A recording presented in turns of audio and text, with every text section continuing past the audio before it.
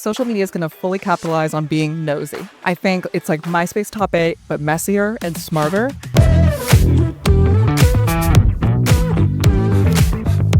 If you're not doing reactive social based on pop culture, you're going to be left in the dust. You can't just like post a video and have it go viral anymore. I think you're going to have to also show up day in and day out. So no more CMOs saying, make it go viral by Friday, Gabe. No more, it could go viral by Friday, but maybe like get on live at 8 p.m.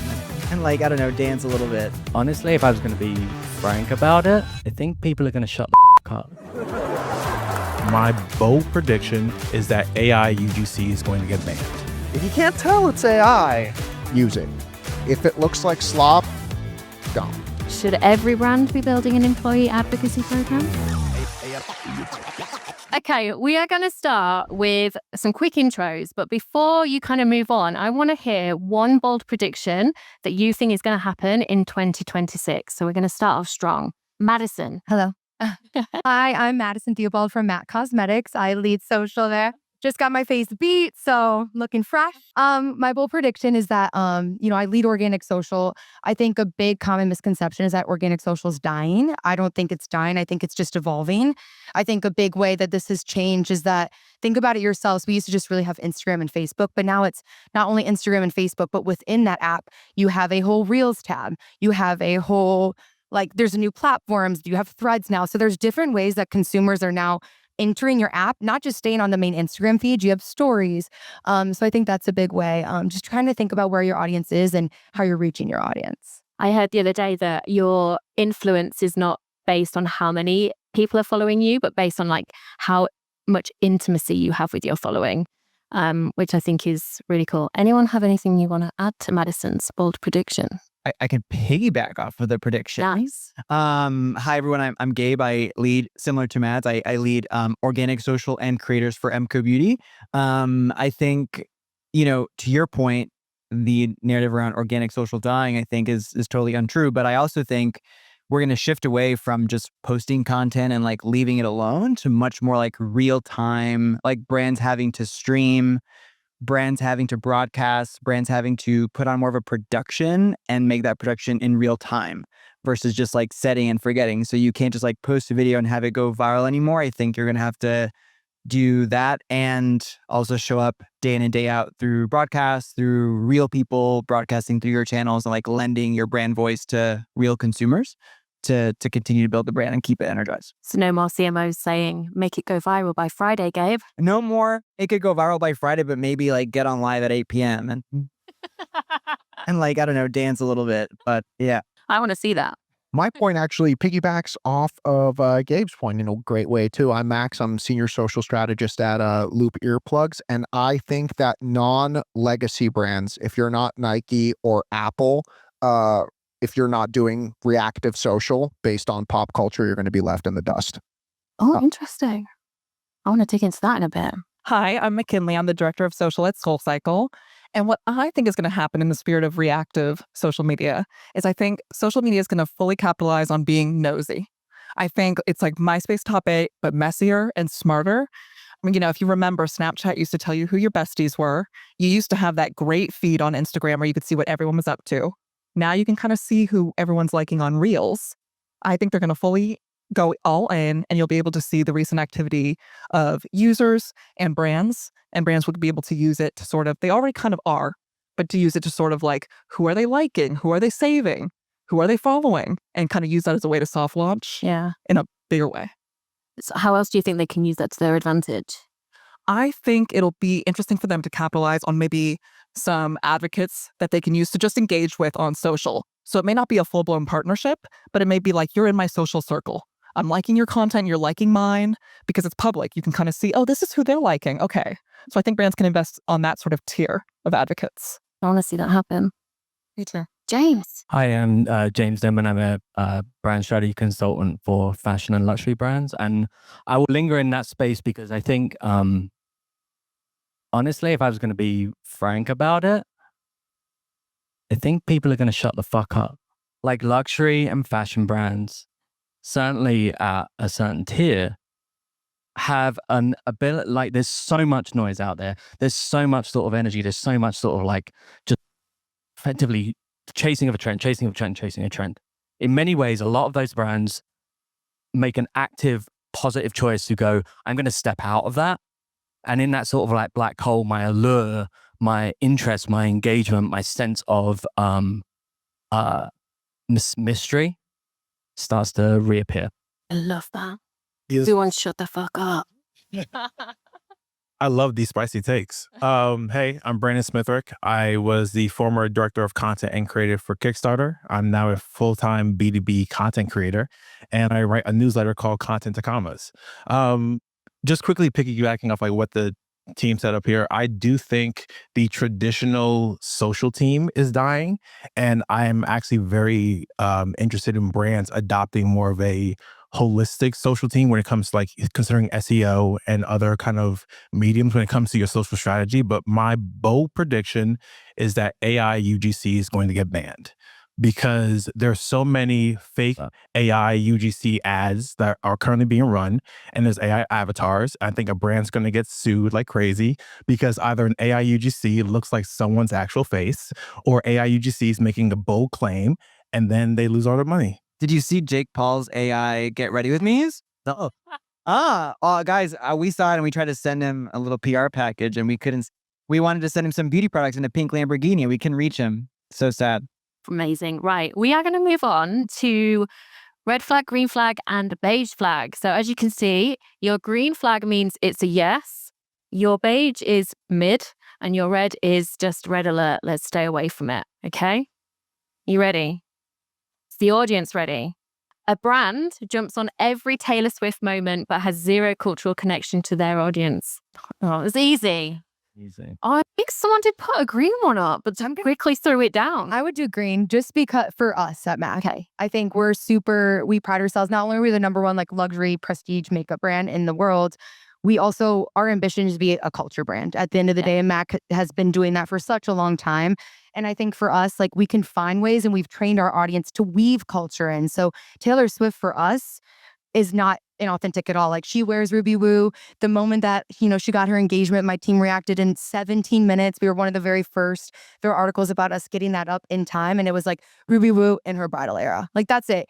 40,000 likes, it was insane. But we've trained our audience to do that. So it's not for everyone. But for MAC, it was the answer. Yeah. You guys have cultural connection though. Like that's the best part. Like How do you get that so right? I think it's taken years. We've been around for 30 plus years in general. I think we also like it's in our brand ethos. Like it's who we are. It's all genders, all races, all ages. It's everything. So I think from the beginning, like you were saying, Nike and, brands that are legacy like MAC, we've been around for a really long time. But I think what I pride my team on and my marketing team and everyone here in the audience is the evolution. Like we are willing to evolve and still be at the center of culture while not just getting passed in the dust. And I think that's such a forward way of thinking from leadership all the way top down. And I really admire that at MAC. Amazing. Okay, the next one. A brand asks creators to submit screen recordings of their analytics instead of screenshots. Oh. Okay, right. Feels a little toxic, no? you really better know that Okay. creator if you're going to be asking that. Let's go with why you said yes, Brandon. I don't mind that. I mean, also, I'm a creator, so it's very interesting. Even before this panel, I was like, I need to get this post up right now. But I have to give brands constant analytics. And I do know that a screenshot could be from whenever, and they need to make sure that it's for real. So if a brand wanted a screen recording, that's totally fine. I think you as a creator, you want to build that trust. And if that bothers you as a creator, it feels like you are kind of trying to hide something, in my opinion. I kind of agree. James, what did you say? I said mid, but I fully agree with that. I think like this is around transparency, and if you want the money, you got to like pony up for it. So therefore, like, I think it's a completely legitimate for a brand to sort of turn around and go like, yeah, we want to actually see the numbers rather than, let's say, maybe your glossed over story of it. McKinley, why did you say red? I think it's a delicate relationship between a creator and a brand. And I think you should, have good faith in your creators. You can probably also tell if the analytics have been amplified in some way. So I think it is a relationship of trust. And I think you should start off on the right foot with trust and not sort of instill this sort of suspicion from the get-go. Okay, interesting. All right, next one. Okay, a brand oh my God, it started already. A brand doubles down on micro and nano advocates, real customers, employees, loyalists, and leaves mega influencers out of the big campaign mix. Yeah. These two can't decide. Okay. Maksim. You need both. The reality is that like the smaller creators need to feel like the brand amplifies real voices. But let's be real. At the end of the day, if you're talking social, you're talking reach and you're talking eyeballs. So you need some of the larger people that have that insane reach, but you can't get that same authenticity from a creator who's a mega influencer or like KOL status, right? You still need that real person touch. I totally agree. I was in between this one. I think there's value in real people and you want real voices, but it's pretty cool if you could set real people with like people they aspire to be as well. Like if you're like taking a brand fan and connecting them with someone they admire and they love in the same space, like that still feels authentic and exciting. So I think why not have the best of both worlds? Well, I'm biased because at SoulCycle, we have a built-in influencer network with our instructors. So with me raising my flag, we do have these fantastic creators with this huge reach and audience built in. So using them and then our riders and our studio crew, we kind of have just this amazing sort of network already there. So that maybe a creator with a huge reach and this audience is great, but it will never compare to the organic creator network that we already have. Yeah. Interesting. Yeah, for MAC specifically, we have over 12,000 artists that are built-in creators. Like we are fortunate to have brick and mortar stores, people here that create on the side. We carve out time for them, so we really value that. So I think that's going to be a big switch too. Just speaking of a bold prediction, like there's a lot of employee advocacy programs that are on the forefront, and I think we're going to see a lot of that. So a lot of you guys will turn into creators yourselves here pretty soon, I'm sure. Just to add one thing to that, I do think we've seen a lot of the big creators say that they love a lot of brands. And over time, I think a brand knows, if I pay this influencer to also say they love our product, it may garner a lot of reach on a social level, but what's the actual business impact?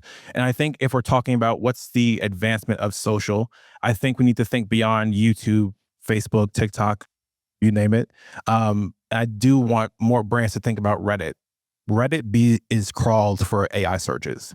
So if I have a ton of nano influencers on Reddit, on TikTok, on all these other channels, and even when you search a video on TikTok, it's not the biggest following that appears, it's the most relevant content.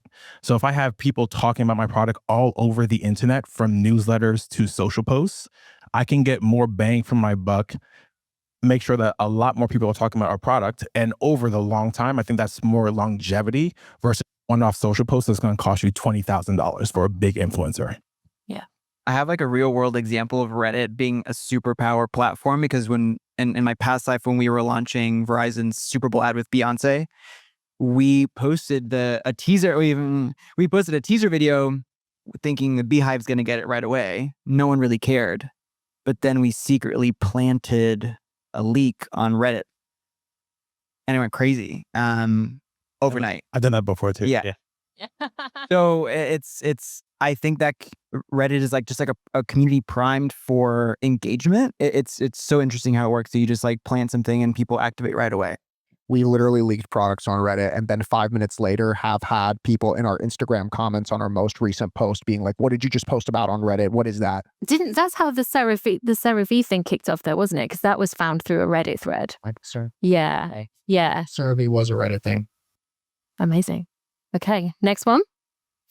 YouTube Shorts creators demanding TV level budgets. Is this a sore point? Everyone says red. Okay. James, let's go with you. Well, they're not getting it. I mean, as simple as that. Like it begins with N and ends in O. I mean, I think there's probably people who are much better qualified to talk about that specifically, but I think, realistically, that seems like an enormous capital investment, and your CFO is fundamentally going to turn around and go like, what exactly ROI am I going to get off that? And, maybe in the future, who knows? But right now, I don't think that's the case. Yeah, I agree. I think the YouTube Shorts audience is really fragmented right now. I think the user journey is a bit clunky in comparison to like a TikTok. You know what you're going in for. You know where the shop is. I think YouTube Shorts, like while it's surpassed TikTok in views this year, that is where an audience is.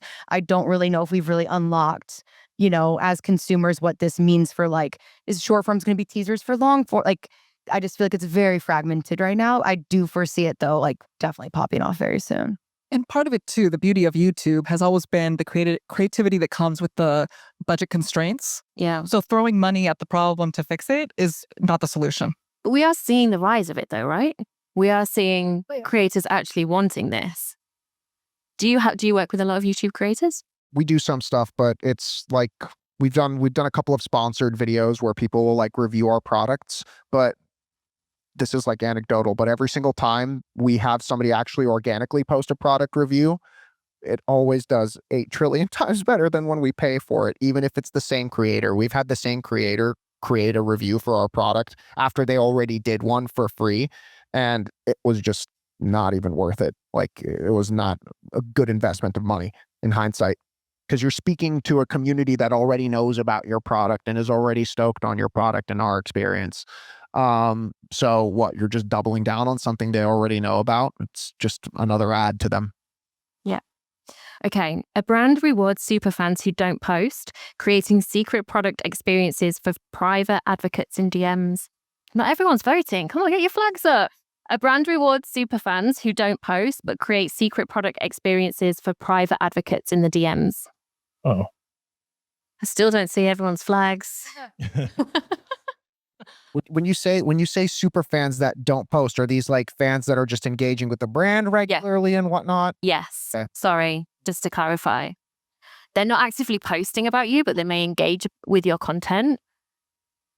They may comment on every post that you do. They may be in your broadcast channel, but they're not actually posting. Yeah.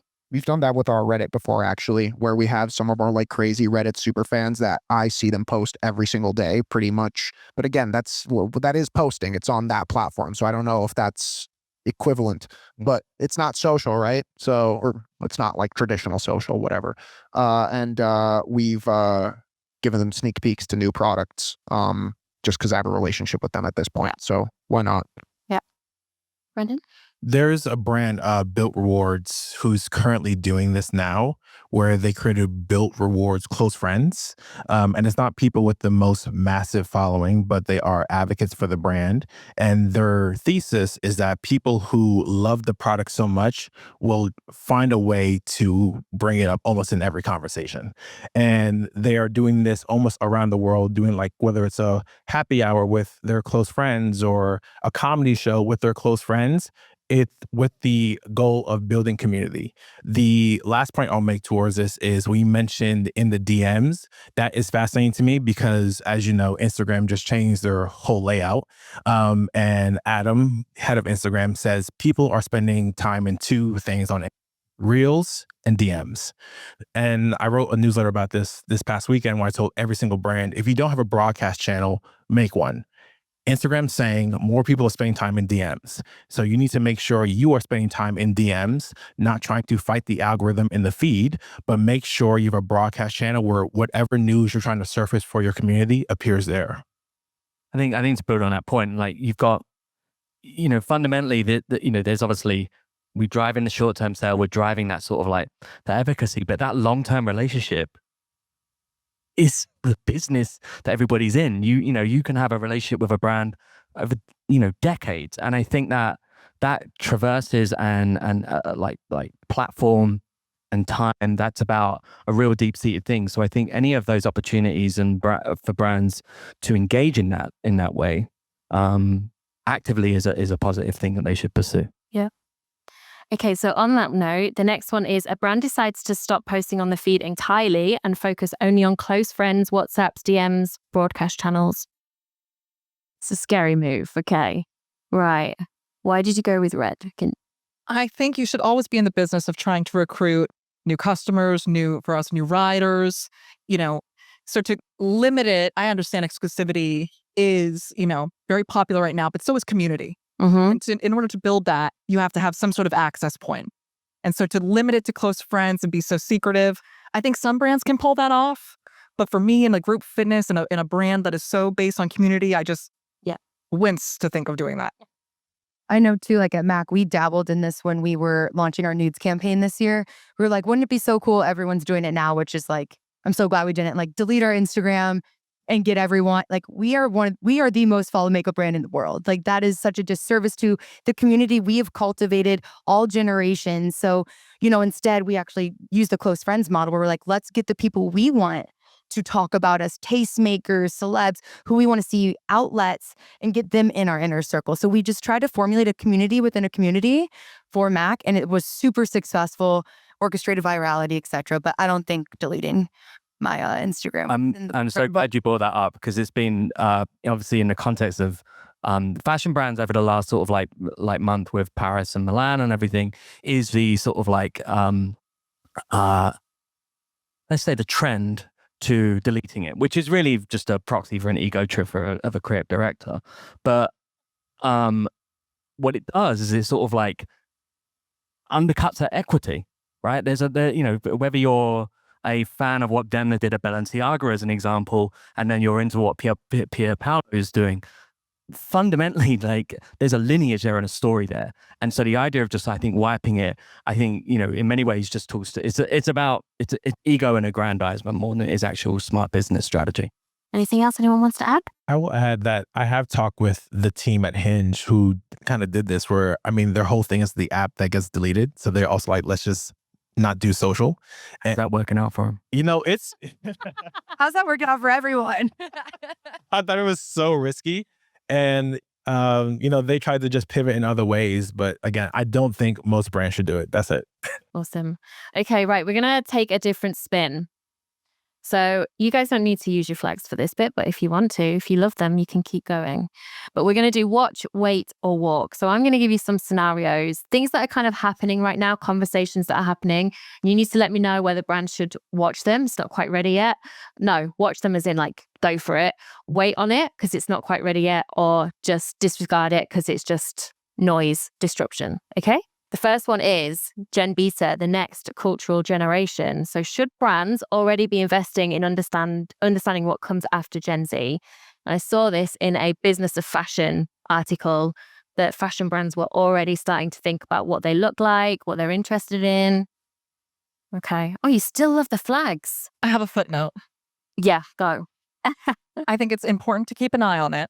But I just think, as a proud millennial, we got typecasted as so many things that we weren't so early, like the avocado toast of it all, that we should be buying homes, that we were so quick to label what a millennial was and what a millennial was into, that what we labeled is actually not what any of us millennials are, maybe some.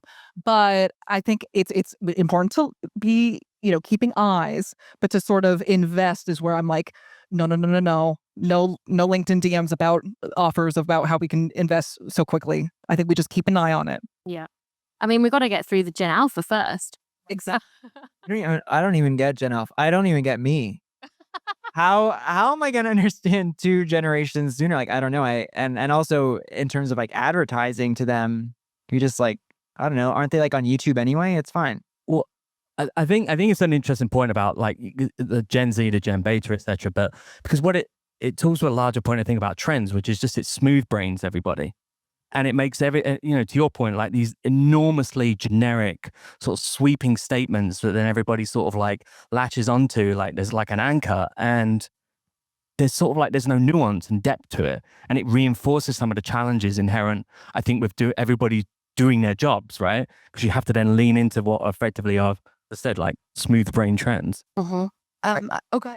All I was going to say is that I initially said watch, but now I'm changing my answer to wait, because the reality is that the workforce will handle this naturally, right? Young people are going to eventually be employed at your company. And even, Gen Z, Gen Alpha peeps are going to know the generation below them because they might have a sibling or have a friend who has a sibling. So it's not something that, like, I don't know, my 30-year-old self needs to spend time doing right now at work. But I think that most brands, it'll happen naturally for them, I personally feel. Yeah, I have a personal anecdote. My mom's a 3rd grade teacher in Illinois, like straight in the Midwest. She says she went around this year when school started and asked what everyone wanted to be. Every single one of their responses was a YouTuber. So I just think we keep I agree. I think it's green. I think it's beige, but there's something there. And I feel like we're still trying to catch up with like, what is Gen Z like? Like, we need to get ahead of this. So it's not, we're so behind already. But I thought that was really interesting. Yep. As no more doctor, like, come on. A doctor on YouTube. Yeah. A YouTube doctor. That exists though, man. Dr. Mike. I love Dr. Yeah, my 8-year-old is either going to be a YouTuber or a footballer. Yay me, though. Just money. Hey, for it. Okay, next one. Oh, we kind of touched on this before, but close friends as a strategy play. Is this the new frontier of influence or just another algorithmic fab? What's everyone saying in the audience? Think there's a goer? Oh, no. No, I think I'm much more of a broadcast channel fan than I am close friends. Again, it kind of plays on the exclusivity factor that I was speaking to earlier. I think close friends, if you don't necessarily know how to get in, I think broadcast channel is a nice way. I would prefer that over close friends. Okay. I think the word algorithmic fad is what got me there, because I think we down this so much because there's such a hunger for us to get back to the old Instagram where I could see my friends, I could see the content I want. And because that no longer exists, we have to basically have all these detours to have community the way we used to. Mm-hmm. I think if like you use it creatively, like in a way that feels out of the box and not overplayed, because then you don't want everyone feeling like they have to be a close friends with a brand to like get access to the best stuff. But if it's a product launch, if it's an exclusive pop-up, if it's a product leak, like I think if you're creative with it, or if your CMO is like all of a sudden close friends for the day and like they say, some like they answer questions about a brand that folks have always wanted to know, like I think there's interesting plays. Yeah, I think for us, we experimented with this a lot actually this whole year. I think, like you said, we're so annoyed with having to like figure out how to get in, but there's such that sense of belonging. I think we all feel it so bad. But I think for us, one way we brought our community in was like, we have this launch coming up, comment close friends, and we'll add you. So no stone was left unturned. We made them feel a part of the community. And that was really successful for us. And now we have we're designing at this point now for the audience we want, not the audience we have.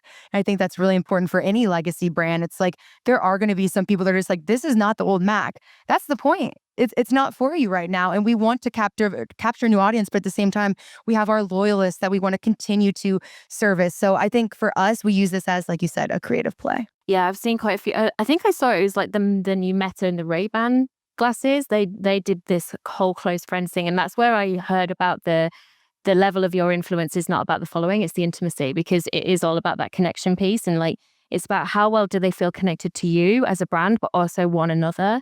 And, how much do they trust you? Do they keep coming back? And it just got me really thinking about where does close friends fit in the strategy? Okay, the next one, employee advocates, the next creators. Should every brand be building an employee advocacy program? Okay, we're very divided. Well, not very divided, but we're divided. Let's go with this side first. James. I might caveat the every brand thing. I'm not sure I want forklift drivers in warehouses, sort of like doing wheelies, like to get You to don't know, though. I mean, look at Argos Couriers, which I know is very... I mean, I'll go work there, see what happens. But anyway, no, I mean, we did this when I was at a Spree, and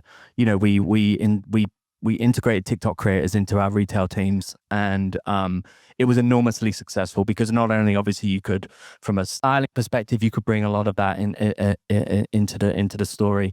It just felt like it reinforced the values of the brand in a really strong manner. So I feel that again, for fashion and luxury brands, it is something that I think is very, very well worth exploring as an opportunity. Yeah, Brendan. I'm torn on this, to be honest, because I forget what brand it was. There was some conversation online, one about our creators being paid too much. And then if we are paying creators this huge check, can we bypass paying creators by having employees make content on top of their 9-to-5 jobs? Employee advocacy programs are great. I do think this is a great way for people who are naturally embedded within your ecosystem to talk about your brand. However, I do think we are in some murky waters right now surrounding, is that extra compensation? Is this a way for us to kind of shrink our budget and still get those KPIs we want? It's kind of up in the air. Yeah. This side, you were a bit meh. I feel like much to what was said in regards to like employees already having a 9 to 5, it needs to like authentically be integrated into your business model. Like McKinley, for you at SoulCycle, it's a freaking gold mine. Butter. Yeah, of course, you guys like that's genius. For us as an Earplugs brand, like it's cool when like our audio engineers actually talk about their experience, right? We'll host AMAs on Reddit, we'll have like Instagram takeovers and stuff like that. But that's not necessarily an employee advocacy program, right? You can use it more sparsely. You can use it as much or as little as you want, but to have it be like a constant thing running in the background for our business, I don't think it'd work. Yeah, I think I agree with a lot of what's being said, and I think there's a time and place for everything. There's a strategy or not a strategy for it. You don't have to just dogpile on to advocacy in this way if it doesn't make sense. What I will say is when it works great, i.e. SoulCycle. I've also seen Peter Thomas Roth, they have the Nepo baby. Like the son of like the founder, he's just like on TikTok live selling products. Yeah, the grandmother. Wait, what was that? The grandmother. And the grandma. Yeah, like they're both Nepo grandmother. they're the Nepo grandma and the Nepo son. Like they're both just like employees selling products, and it works. And I love it. I tune in all the time. I think the word every for me was kind of like, I think if it fits, it fits. I think M.A.C, SoulCycle, we have these built-in artists, like I said, 12,000. So if I know that there is a specific lipstick shade or a lip liner that is doing super well and going viral, I can easily, reach out to all of those artists via whatever it is, and I can make it even more viral. I think it's awesome. I think, unfortunately, for some brands, there's going to need to be some workarounds because it's not for everybody. Awesome. Okay, we're on our last one. Should brands be building social first SEO and AI optimized content teams? Okay. James, I'm going to go with you first because you're the minority here. Great. I think to the point of that question for me, it seems to be a bit like a sort of it's a bit more of an either. It's not an either or proposition. It's an additive. So for me, I think it's about a larger cohesive sort of like team that incorporates a whole bunch of different things as much as the AI optimize and social first SEO. I nerd out about this stuff. When I was at Kickstarter, this was a project I wanted to spearhead because I knew people were going to use AI as a search engine. Here's like one tactic I don't think a lot of brands are doing, because even in Google has a short video tab. So the same way you can search something on Google, it says images, shopping. There's a section that says short videos. And in that short videos tab, Google's actually crawling Reddit videos, TikTok videos, Facebook videos, YouTube shorts, and and Instagram videos. So if your brand, for Kickstarter, we tested it with Comic-Con because we had to speak to filmmakers, comic book creators, you name it. We went to Comic-Con, created content. How do you start a comic book? Very long tail SEO optimized social content. And then we posted it everywhere, but we noticed that YouTube shorts skyrocketed, and we tracked it back to people who are searching stuff on Google will then see the short videos tab. And I do think this is just a way for social teams to start thinking about new discovery mechanisms. It's going to be AI, it's going to be SEO optimized content beyond than what we've done in the past. Yeah. Any additional points here, guys? I feel the same. I think, we just had a training, we brought our UK team out and we did the same thing. It is supposed to be social first SEO. Like, as you guys know, hashtags are pretty much no longer, I won't say dead. They're good for tracking, but yes.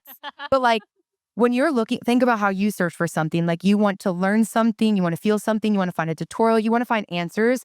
You are going to probably TikTok, Instagram, Google might be your last resort at this point, YouTube. So you need to have search terms in your captions, in your content to make it discoverable, especially with AI at the forefront. Yeah, I mean, we were wandering around the streets in New York the other day trying to find the Halloween streets. We went to TikTok straight away. Google wasn't even on there. In fact, we joked about using Google to try and find where these streets were. Okay, we have about like a couple of minutes. So this is your time, guys, to heckle these guys, completely wrong, don't agree. Does anyone have any questions? You've got some amazing experts on the stage. Yeah, so he asked about our recent I Only Wear MAC campaign. We have a new creative director at MAC. His name's Nicola Formichetti. He actually was Lady Gaga's creative director. So already just coming in, we were super excited.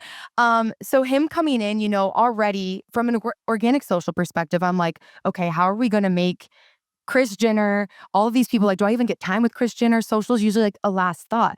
I think one thing that I pride MAC on, and just like a lot of brands that I've been on now, social is in the room. I am right there. I had my own set. I had my own time with her, Gabriel, Bach, etc. Like, we brought all these amazing creators together. And I think what we did so well and what made it do well on organic social, to your point of having like mega, and like we had models, but then we also had Kris Jenner. So it reached all audiences, all ages. We were all over. We took it over. And I think honestly, from like start to finish, knowing that having like a social team in the room that could inform and give this kind of feedback and like actually have creative freedom was something that really turned this campaign into what it is today. And I'm really excited. We actually won our first I Only Wear MAC campaign. We won a DigiDay award for it. So really exciting. Yeah. I didn't get the Webby, but but thank you for your question. Anything else? Hi, everyone. So my question is also kind of about AI, but more so for general, like organic or paid content and how you guys or how brands should be using it. So there's brands like Aerie who are saying like, you're not going to see any generated AI content from us. But then a lot of brands you see are like for always on content, really trying to push that to break costs down. So I'm curious what you guys think in terms of using AI for that type of content. I'm super happy to speak on this because we have like we're a very, very AI forward company. Like our founders, like obsessed. They're both like former Microsoft engineers, so they're obsessed with AI. My only pro tip, and I know that this is probably going to sound a little bit shady, but it's the truth. If you can't tell it's AI, then it's not that big of an issue.